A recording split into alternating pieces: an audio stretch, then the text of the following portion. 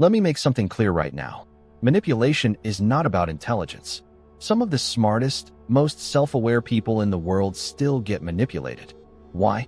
Because manipulation doesn't attack your IQ. It attacks your psychology. It targets your identity, your emotions, your need to belong, your fear of losing connection. And if you're someone who's empathetic, loyal, ambitious, you're actually more likely to be targeted. Not because you're weak, but because you care. Most people think manipulation looks obvious, like a villain in a movie. It doesn't. It looks like love, like opportunity, like concern, like, I'm just trying to help you. That's why it works. In this video, I'm going to break down the 7-step pattern manipulators use, whether it's in relationships, friendships, school, work, or even online. And once you see this pattern, you'll start noticing it instantly. Mid-conversation, mid-argument, mid-text message. You're not naive. You were just never taught the pattern. So let's break it down. Pattern 1. They target your identity. Here's where it always starts. Not with control, not with threats, not with obvious pressure. It starts with your identity, who you believe you are. Because humans will defend their identity faster than they'll defend logic.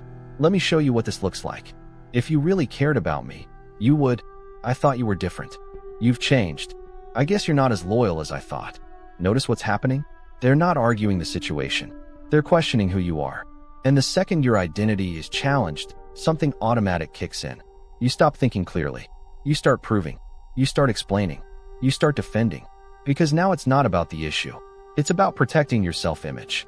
If you see yourself as kind, and someone says you're selfish, you'll bend over backwards to prove you're not. If you see yourself as loyal, and someone questions it, you'll overcommit to prove your loyalty. That's the trap. They don't need to force you. You'll manipulate yourself. And here's why it works psychologically. Your brain is wired to protect consistency. When someone threatens your identity, it creates discomfort, and you'll do almost anything to remove that discomfort. Even if it means saying yes when you wanted to say no. Even if it means apologizing when you weren't wrong. So how do you break this pattern? Simple, but not easy. Pause. The moment someone questions your identity, don't rush to defend it. Ask yourself, is this about the situation, or are they trying to control how I see myself? Because once they touch your identity, the rest becomes easy. And that's exactly what happens next. Pattern 2. They create urgency. Here's the second move. Pressure. Not loud, not aggressive, just subtle, time pressure. Decide now. This won't last. If you don't answer, I'll assume you don't care. Everyone else already said yes. And suddenly, you feel rushed. Your chest tightens. Your brain speeds up. You stop analyzing and start reacting. That's not accidental. Urgency is one of the oldest psychological control tactics in existence. Because when you feel time pressure, your rational brain, the logical, slow-thinking part, starts to shut down. You move into emotional survival mode. Fight, flight, fix it fast. And manipulators know this. Think about it. Have you ever agreed to something just to stop the pressure? You didn't even fully believe it was right. You just wanted the discomfort to end. That's the goal. It's not about convincing you. It's about overwhelming you. Here's a real example. You're in an argument. Instead of discussing calmly, they say, so are you in this relationship or not? Decide right now. Now it's not about the issue anymore. It's about fear of losing something. Fear makes people comply. Or maybe it's a friend saying, if you don't come tonight, don't bother coming next time. It sounds small, but it creates urgency tied to belonging. And belonging is powerful. So how do you break this? You install one rule in your life. Never make emotional decisions under pressure. Ever. If someone truly respects you, they'll respect your need to think. If they don't, that tells you everything. Slow down your breathing. Slow down your voice. Slow down the moment. Say, I don't make decisions when I feel rushed. That sentence alone destroys most manipulation attempts. Because urgency only works when you play along. And here's the deeper truth. Once they rush you successfully once, they know they can rush you again. But if you don't react, they have to change tactics. And that's where the pattern shifts. Because if pressure doesn't work, they move to something even more powerful. Isolation. Pattern 3. They isolate you. Now this one is dangerous. Because you usually don't notice it until you're already deep in it. Isolation doesn't start with, stop talking to your friends. It starts softer. They don't really get you like I do. I just don't think your friends want the best for you. Why do you always tell them our business? I feel like it's us against the world. At first, it feels intimate, special, like you found someone who finally understands you. And that's exactly why it works. Isolation is about slowly shrinking your world until the manipulator becomes the center of it. Humans calibrate reality socially. We check with others to see if something makes sense. Was that weird? Am I overreacting? Does this feel right to you? But when your outside perspectives disappear, your internal compass starts drifting. Now their version of reality becomes the only version you hear. Let's make this real. Imagine you're dating someone. At first, they just joke about your best friend. She's kind of jealous of us, don't you think? Then it becomes, I don't like how she talks to you. Then, I don't want you hanging out with her anymore. And suddenly, you're choosing peace over connection. You stop seeing certain people because it's easier. Less conflict, less drama. But here's what's really happening. The fewer voices you hear, the louder theirs becomes. Psychologically, isolation increases dependency. When we feel alone, we cling harder to the person still standing beside us, even if they're the one who pushed everyone else away. This happens in relationships, in friend groups, even in workplaces. A boss might say, don't discuss this with the team. Just trust me. Or, you're different from the others. You're smarter. Flattery plus separation. That combination is powerful. So how do you break it? Simple rule. Never let one person become your only perspective. If someone discourages you from seeking outside input, that's not intimacy. That's control. Healthy relationships expand your world. Manipulative ones shrink it. If your circle keeps getting smaller, ask yourself who benefits. Because once you're isolated, the next move becomes easier. They don't just control who you talk to. They start controlling what you believe happened. And that's where things get even darker. Pattern 4. They confuse the narrative, gaslighting. This is where manipulation stops being subtle and starts messing with your reality. Gaslighting isn't yelling. It isn't obvious lies. It's slow distortion. That never happened. You're imagining things. You're too sensitive. I was joking, you just took it the wrong way.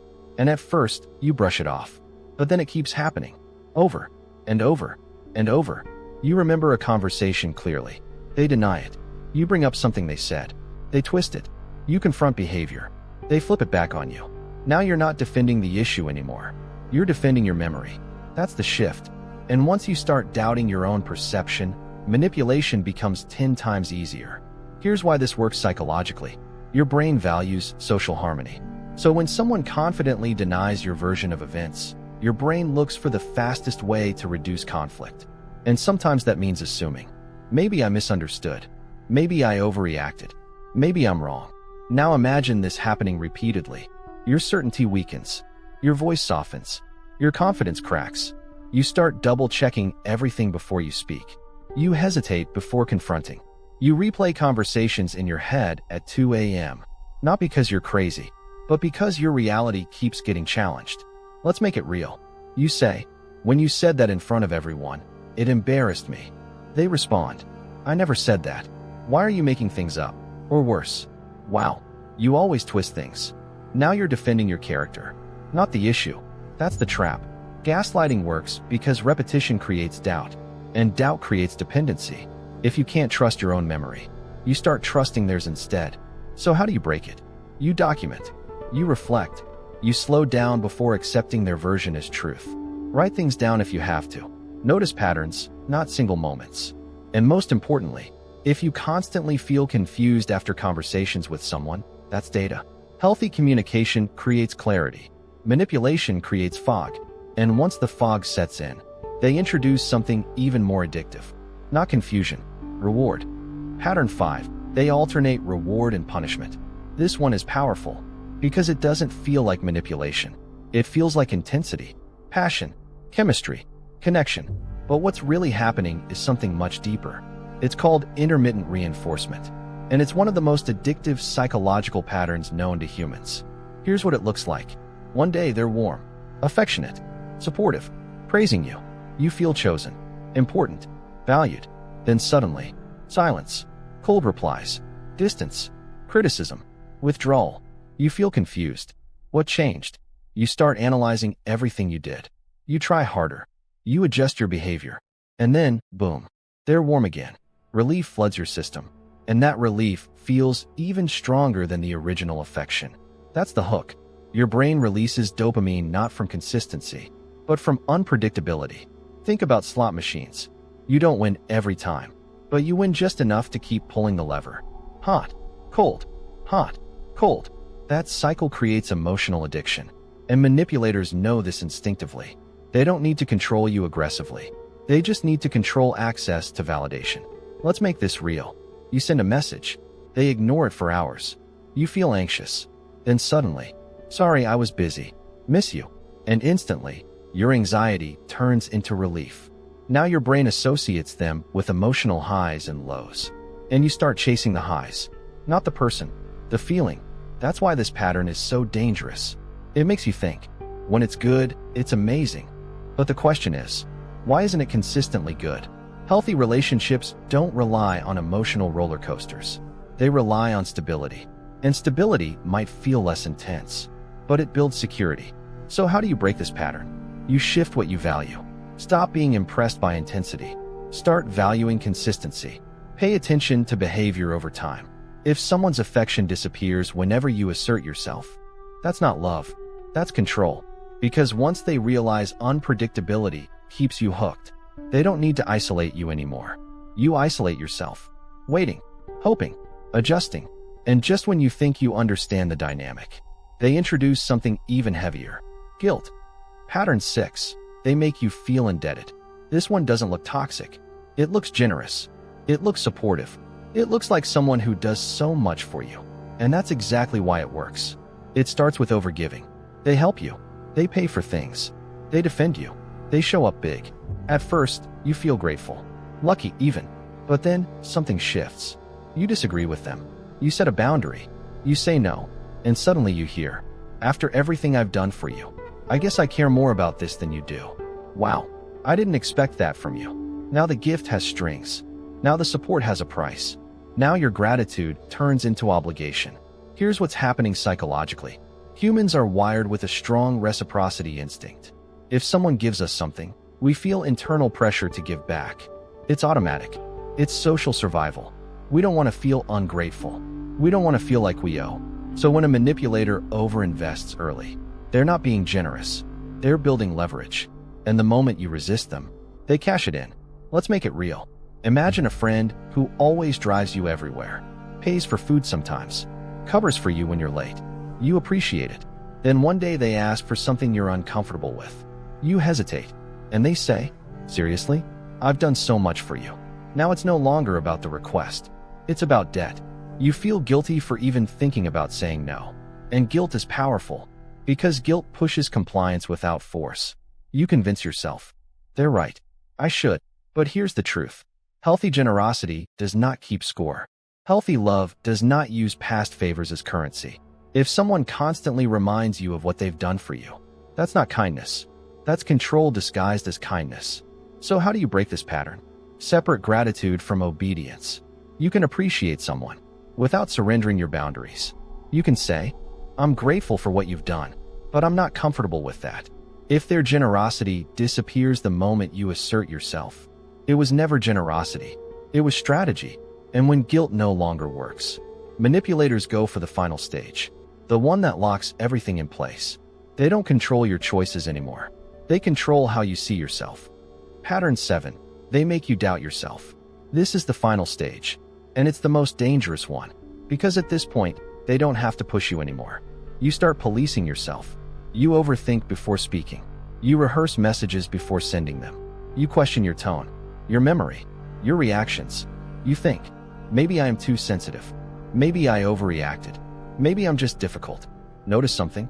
Their voice becomes your inner voice. That's the shift. When manipulation reaches this stage, control becomes internal. They don't need to isolate you anymore. They don't need urgency. They don't even need guilt. Because now, you self-correct to avoid conflict. You shrink yourself before they have to. Psychologically, this happens because repeated invalidation weakens self-trust. And self-trust is everything. When you trust your instincts, you move decisively. When you don't, you hesitate. And hesitation creates dependence. You start seeking reassurance. What do you think? Is that okay? Did I do something wrong? You hand them authority over your perception. Let's make this real. You're about to bring up something that bothered you. But before you speak, you think, last time this turned into a fight, maybe I should just drop it. So you swallow it. Again. And each time you silence yourself, your internal confidence drops slightly. Over time, you don't even recognize who you were before this dynamic. That's how deep manipulation goes. It rewires your self-perception. But here's the turning point. The moment you notice you're doubting yourself more around one specific person, that's not insecurity. That's information. Healthy relationships strengthen self-trust. Manipulative ones erode it. So how do you break this final stage? You rebuild internal validation. You stop asking, will they approve? And start asking, is this aligned with my values? You reflect privately. Journal if you need to. Revisit situations calmly. Train yourself to trust patterns over emotions. Because once you trust yourself again, the entire 7-step pattern collapses. And here's something most people never realize. This pattern doesn't work on bad people. It works best on good ones. Let's talk about why. Why this pattern works on good people. Let's clear something up right now. If you saw yourself in these patterns, that does not make you weak. It probably means you're empathetic. And manipulators thrive around empathy. They don't usually target the cold, detached, hyper-suspicious person. They target the loyal one, the understanding one, the one who gives second chances, the one who says, maybe they're just going through something. Because empathy delays boundaries. You assume good intent. You try to fix instead of walk away. You communicate more. You explain more. You forgive more. And that's beautiful. But without awareness, it becomes exploitable. Here's the uncomfortable truth. The traits that make you capable of deep love are the same traits that make you vulnerable to manipulation. Your patience, your optimism, your willingness to self-reflect. Think about it. When someone gaslights you, you don't immediately assume they're lying. You assume you misunderstood. When someone pressures you, you don't assume control. You assume urgency is justified. When someone isolates you, you don't assume strategy. You assume intimacy. Good people interpret behavior through a good lens, and manipulators rely on that lens. That's why this pattern feels so confusing. You're not interacting with a villain in a movie.